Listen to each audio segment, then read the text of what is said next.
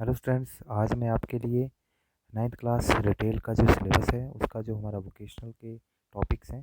First unit जो हमारा है इंट्रोडक्शन टू रिटेलिंग, इसके फर्स्ट सेशन को आज हम डिस्कस करेंगे क्योंकि आप सभी के एग्ज़ाम भी आने वाले हैं और हम जो है इसको जल्दी से जल्दी यहाँ पे डिस्कस करेंगे ताकि आप यहाँ से इस वीडियो के माध्यम से इस चैप्टर को, इस सेशन को समझ सकें और आप जो है इसके नोट्स बना सकें और एग्ज़ाम की तैयारी कर सकें। तो फर्स्ट जो सेशन है हमारा बेसिक्स ऑफ रिटेलिंग। इसमें रिटेलिंग का जो कंसेप्ट है वो क्या है, रिटेल का क्या कंसेप्ट है, ये सबसे पहले आपको समझना है। अगर हम रिटेल की डेफिनेशन की बात करें यहाँ पे तो यहाँ पे बताया है कि it is a business deal in which the seller sells small quantities of goods to the customers as per their needs. तो सिंपल सी आपको इसको याद रखना है कि रिटेल एक बिजनेस एक्टिविटी है, मतलब व्यापारिक गतिविधि है जिसमें विक्रेता जो है वस्तुओं को कम मात्रा में कस्टमर की आवश्यकता के अनुसार या उनकी ज़रूरतों के अनुसार बेचता है। रिटेल स्टोर क्या है? तो रिटेल स्टोर एक रिटेल बिजनेस एंटरप्राइज है जहाँ से वस्तुओं को सीधे तौर पे ग्राहकों को बेचा जाता है। इसको हम एक स्थान कह सकते हैं, एक प्लेस कह सकते हैं रिटेल स्टोर को। और यहाँ पे हम देखेंगे कि जो रिटेलर है, रिटेलर अगर हम आम भाषा में बात करें तो जो एक शॉपकीपर होता है जिसको हम दुकानदार कहते हैं, उसी को रिटेल की टर्म में रिटेलर कहा जाता है, जो फाइनल कंज्यूमर को गुड्स एंड सर्विसेज को बेचता है।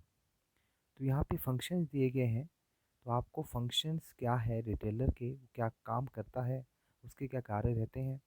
वैसे तो आप सभी को मालूम है, हम शॉप पे जाते हैं, सामान लेते हैं, तो उसके फंक्शंस हम जो है बिना पढ़े भी डिफ़ाइन कर सकते हैं, लेकिन आप यहाँ से पढ़ के इनको जो है अच्छे से एक्सप्लेन कर सकते हैं। तो रिटेलर का काम क्या होता है? रिटेलर का सबसे पहला काम होता है breaking bulk into smaller quantities, बड़े माल को छोटी मात्रा में करना। जैसे कि रिटेलर की शॉप में हम जाते हैं, किसी भी शॉप में हम देखते हैं कि वहाँ पे जो सामान है वो सारा शेल्फ पे, रैक्स पे लगा होता है और ग्राहक की सुविधा के लिए उन्होंने डिस्प्ले अच्छे से किया होता है। लेकिन जब उनके पास सामान आता है तो वो बड़ी मात्रा में बड़े बड़े बॉक्सेज में या कार्टन्स में आता है और सामान मिक्सअप होता है सारा। तो रिटेलर का पहला काम होता है कि इस बड़े माल को छोटी छोटी मात्रा में कर कर, अलग अलग कर कर, और उसको वहाँ पे अच्छे से डिस्प्ले करना ताकि ग्राहक को कोई भी परेशानी प्रोडक्ट छांटने में ना हो। दूसरा है providing product and services information to customer. तो दूसरा काम रिटेलर का होता है कि जो भी ग्राहक, कस्टमर रिटेलर के पास आता है तो उसको प्रोडक्ट और सेवाओं के बारे में जानकारी देना ग्राहक को, कि हमारे पास जो भी प्रोडक्ट्स हैं या सर्विसेज हैं उनकी सारी जानकारी उनको देना ग्राहक को, ये उसका काम होता है सेकंड। थर्ड जो फंक्शन है प्रोवाइडिंग कस्टमर सर्विस, ग्राहक सेवा प्रदान करना। तो रिटेलर जो है बहुत सारी ग्राहक सेवाएं प्रदान करता है ग्राहक को, जिसमें कि जैसे फ्री होम डिलीवरी, अगर सामान को उसके घर तक पहुंचाना, गिफ्ट रैपिंग हो गया, कोई कस्टमर ने कोई गिफ्ट लिया उसको रैप करना, और क्रेडिट फैसिलिटी, जो लॉयल कस्टमर होते हैं उनको उधार की सुविधा प्रदान करना, या आफ्टर सेल सर्विसेज, कोई आपने सामान खरीदा इलेक्ट्रॉनिक्स का या कोई भी, उसके बाद से बेचने के बाद भी जो है रिटेलर ग्राहक से कांटेक्ट कर सकता है, उसके बारे में जान सकता है। तो वो ग्राहक सेवा भी प्रदान करना वो रहता है रिटेलर का फंक्शन। उसके बाद बात करते हैं creating convenient, comfortable and pleasant shopping experience for consumers. ग्राहक के लिए सुविधाजनक, आरामदायक और खुशनुमा खरीदारी अनुभव तैयार करना अपने स्टोर के अंदर, शॉप के अंदर, ये भी उनका एक कार्य रहता है। क्योंकि ग्राहक की जितना आप आरामदायक और सुविधाजनक और खुशनुमा माहौल तैयार करेंगे तो वो बार बार आपके स्टोर में शॉपिंग करने आएगा। इसमें आपको कुछ बातों का ध्यान रखना पड़ता है कि किस प्रकार से आप स्टोर का एनवायरनमेंट अच्छा बना सकते हैं। तो स्टोर के अंदर लाइट प्रॉपर होनी चाहिए, वहाँ पे सॉफ्ट म्यूजिक प्ले होना चाहिए, और वहाँ पे जो है स्पेस है, वॉक इन स्पेस कस्टमर का आरामदायक होना चाहिए। वहाँ पे किसी भी प्रकार का कोई कचरा या कोई भी बॉक्सेस क्लटर्ड नहीं होना चाहिए, क्लटर फ्री होना चाहिए। दूसरा, आप उनके साथ अच्छे से शिष्टाचार से पेश आएँ और आपके जो एम्प्लॉयज़ हैं, आप खुद हैं, अपना वेल ड्रेस अप हों, तो इससे आप जो है पॉजिटिव इन्वायरमेंट वहाँ पे कस्टमर के लिए क्रिएट कर सकते हैं। लास्ट है providing feedback to producer about customer needs. जो अंतिम कार्य होता है रिटेलर का, वो होता है कि रिटेलर ग्राहक के साथ सीधा संपर्क करता है। तो ग्राहक से वो सारी बातें जानता है, उसकी आवश्यकता, उसकी नीड, प्रोडक्ट्स की क्या डिमांड्स हैं उनकी, वो सारी बातें जानकर या किसी प्रोडक्ट में चेंज करना है उसके बारे में भी जो है वो चाहे तो अब वो फिर जो है फीडबैक आके प्रोड्यूसर को देता है, कि प्रोड्यूसर को बताता है कि प्रोडक्ट में क्या चेंजेस चाहिए, ग्राहक किस प्रकार के प्रोडक्ट में क्या रिक्वायरमेंट्स हैं। तो वो सारी जो फीडबैक है वो प्रोड्यूसर को बताता है, ये भी रिटेलर का कार्य रहता है। उसके बाद जो बात आती है इस सेशन में, टॉपिक है एसेंशियल रिक्वायरमेंट्स ऑफ रिटेलर, कि रिटेलर के लिए ज़रूरी क्या है, उसके लिए आवश्यक चीज़ें क्या हैं जिसको करनी चाहिए। तो रिटेलर के लिए सबसे पहले है establish the shop in place where customers are attract.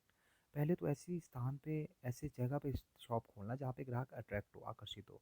Second है ऐसा स्टॉक रखना जो कि ग्राहक की ज़रूरत के अनुसार हो, ऐसा स्टॉक स्टोर में रखना। थर्ड है आपने जो स्टॉक रखा है वो एक तो उसकी क्वालिटी अच्छी होनी चाहिए जो आप बेच रहे हैं। दूसरा जो है उसमें मूल्य में प्रतिस्पर्धा होनी चाहिए, कि आप जो है compete करें एक दूसरे आपके कॉम्पिटिटर्स को, तो वो होना चाहिए। उसके बाद फाइनेंशियली साउंड रिटेलर जो है उसकी फाइनेंशियल स्थिति भी अच्छी होनी चाहिए, मजबूत। और उसके बाद precaution over stocking and under stocking, retailer को पता होना चाहिए कि मेरे पास स्टॉक कम है या ज़्यादा है, तो इन दोनों में बैलेंस बनाना चाहिए रिटेलर को। और उसको जो है नेक्स्ट है मार्केट के ट्रेंड के साथ अप टू डेट रहना चाहिए, कि मार्केट में क्या हो रहा है, उसकी क्या पोजीशन है, ये भी उसके लिए एसेंशियल है, जानना ज़रूरी। उसके बाद है विंडो डिस्प्ले करना, और काउंटर डिस्प्ले अच्छा होना चाहिए सेल को बढ़ाने के लिए। स्टोर का जो फ्रंट एरिया होता है जहाँ से कस्टमर अंदर आता है उसको विंडो हम कहते हैं। वहाँ पे डिस्प्ले अच्छा, प्रोडक्ट्स वहाँ पे डिस्प्ले करने चाहिए, साफ नीट एंड क्लीन होने चाहिए, हाउस कीपिंग प्रॉपर होनी चाहिए, ताकि जो है आपका कस्टमर आपके स्टोर की तरफ अट्रैक्ट हो। उसके बाद है always be accessible to the customer, हमेशा ग्राहक के लिए उपलब्ध रहना शॉप के अंदर।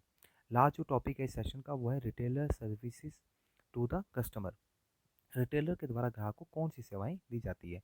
सबसे पहला है सेलिंग ऑफ गुड्स, कम मात्रा में वस्तुओं को बेचना उनकी ज़रूरत के अनुसार, और वो भी एक रीजनेबल प्राइस पे बेचना। दूसरा है ग्राहक की जो ज़रूरतें हैं, मांग है, डिमांड्स, उनके अनुसार स्टॉक उपलब्ध करवाना।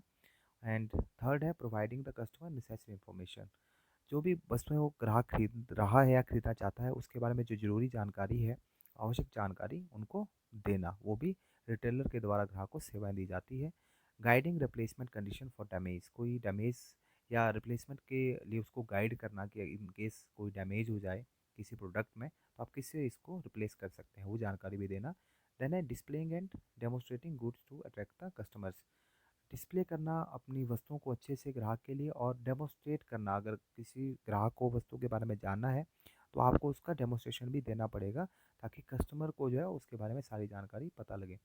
उसके बाद है offering credit facility to regular and reliable customers, जो भी आपके लॉयल वफादार कस्टमर होते हैं रिटेलर के, उनके लिए जो है उधार की सुविधा भी प्रदान करना, ये भी जो है रिटेलर के द्वारा ग्राहक को सेवा दी जाती है। तो ये सारा हमने फर्स्ट चैप्टर में पढ़ा। इसमें एक होलसेलर यहाँ पे वर्ड आ रहा है, तो wholesale means selling of goods for business use और रीसेल पर्पस, और होलसेल का मतलब होता है थोक विक्रेता, हम इसको कहते हैं, बड़ी मात्रा में वस्तुओं को रिटेलर को बेचना। होलसेलर का देखो मुख्य कार्य है कि वो जो है रिटेलर को सामान बेचता है और मैन्युफैक्चरर से सामान खरीदता है। वो मैन्युफैक्चरर और रिटेलर के बीच में एज ए मिडलमैन का काम करता है, लिंक का काम करता है। तो होलसेलर को भी आपको इसमें ध्यान रखना है। तो आइए आज इतना ही, बाकी नेक्स्ट सेशन का वीडियो मैं जल्दी आपके लिए लेके आऊँगा। तब तक के लिए थैंक यू।